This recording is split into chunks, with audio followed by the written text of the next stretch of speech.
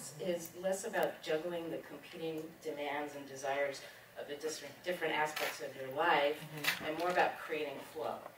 So for me, I struggled for almost 2 decades with multiple chronic health problems that doctors couldn't solve.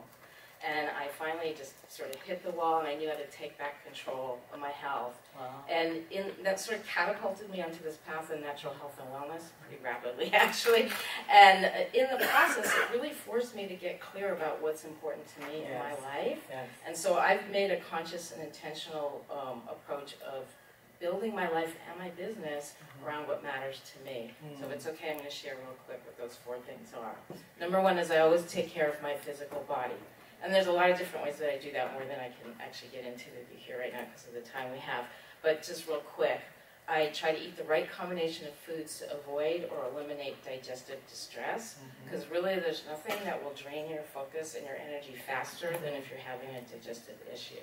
That's one thing. The other thing is that I try to stay properly hydrated throughout the day, you know, from start to finish. That's what's really important.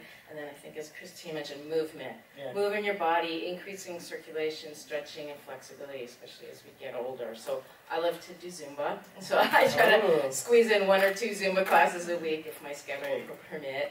And do simple stretching, yoga, that kind of thing. So that's number 1. Number 2, I take care of my emotional body. And that's also about monitoring. I've gotten really good at becoming the hall monitor for my thought process.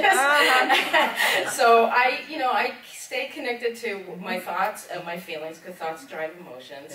And if I see myself going downhill, then I try to reframe whatever I'm thinking about so I can flip it and move out of an unresourceful state back into a resourceful state. Donya, I love those tips. Can we keep the last 2 tips for another time?